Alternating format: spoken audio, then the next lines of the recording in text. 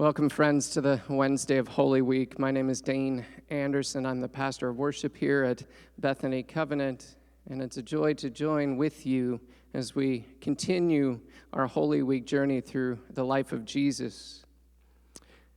From here on out, things really begin to ramp up for Jesus.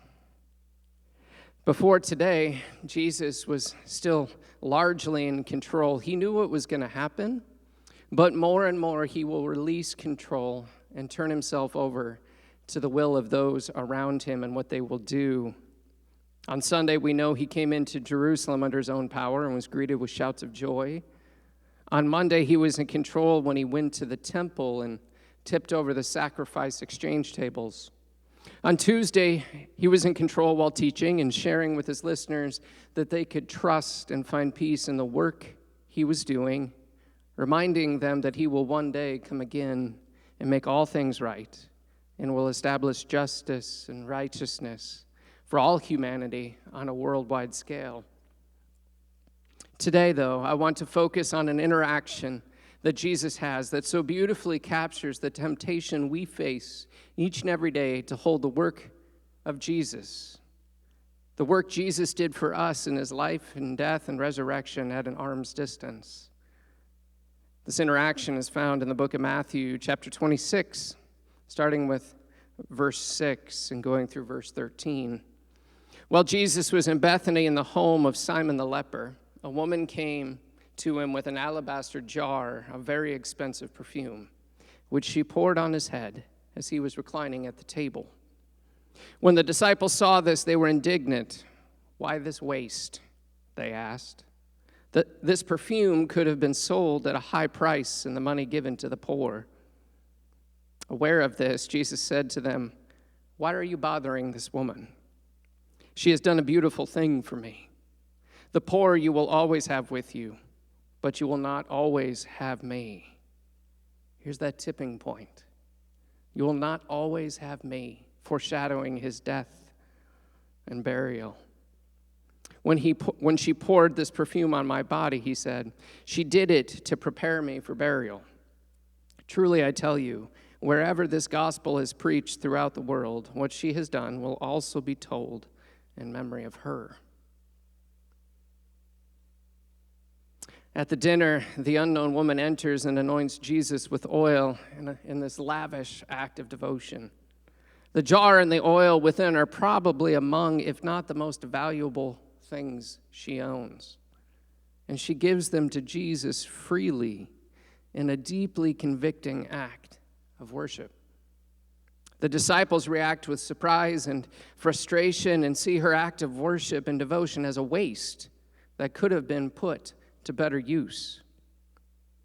The disciples see the practical. And while what they propose could have been done with the woman's gift is actually a good thing, Jesus sees the heart of the matter. He doesn't totally dismiss what the disciples say. In fact, he emphasizes it by saying, the poor will always be with you. Basically saying, don't forget it. But in this moment, something wonderful has just happened. He wants to make sure that the disciples see the importance of what the woman has just done for him. She has given what is most precious to her to prepare Jesus for what is to come in the hours ahead. Anointing with oil was a part of preparing a body to be buried, but the events of the next day would move so fast, there would never be a time for that to happen. Whether the woman realizes this fact or not is not the point. The point is her gift. She gives to Jesus freely of the most valuable possession she owns as an act of worship. The question for us then from the text here is one of relationship and sacrifice. Do we see following Jesus as the part of life that is contained to Sunday morning and something I do when I go to church or participate in spiritual activities?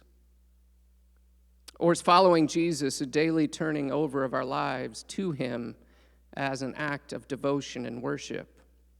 Not leaving our, as the disciples did, our workplaces or our schools or where we are involved at in society, not putting those aside and walking off aimlessly following Jesus. That's not what I'm talking about here. What I'm saying is, do we reframe our daily activities, the things we do on a daily basis, and begin to use those and live into those as a way to worship and live our faith out hour by hour, day by day, demonstrating a deep love for Jesus?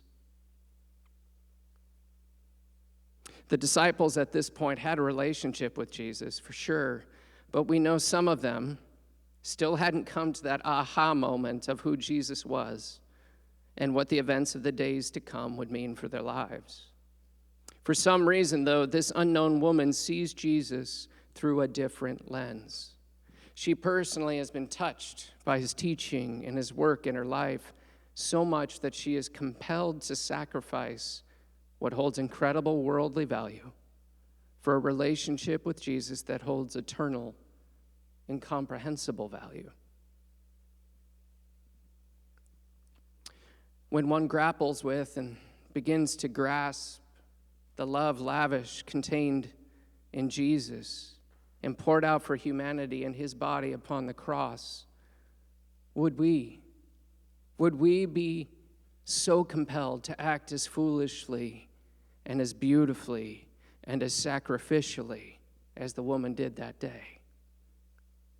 N.T. Wright captures it this way when he writes, "Here's a dinner party at the Last Supper before the Last Supper, and here's an unnamed woman whose love for Jesus has overflowed, quite literally, in an act of needless beauty. Like a stunning alpine flower growing unobserved half a mile up a rock face. Of course, some people always want to pick such flowers and make them do something useful, grow them into a garden at home, perhaps, or somehow make a profit from their picture. God's creation isn't like that, and nor is devotion to Jesus. When people start to be captivated by him and by his path to the cross, the love this produces is given to extravagance. Do you hear that? When we, as Christ followers, start to be captivated by Jesus and his path to the cross, his love for us, the love that is produced in that sacrificial act on Good Friday, when we begin to grasp and grapple with that, the love this produces in us should be given to extravagance, shared with all. In closing, I'm reminded of one of my favorite Holy Week hymns, where the poet's deep personal experience of Jesus' life and death and resurrection compels him to write these words. What wondrous love is this, O my soul? What wondrous love is this that caused the Lord of bliss to bear the dreadful curse for my soul, for my soul? To God and to the Lamb I will sing, I will sing. To God and to the Lamb who is the great I am. While millions join the theme, I will sing, I will sing.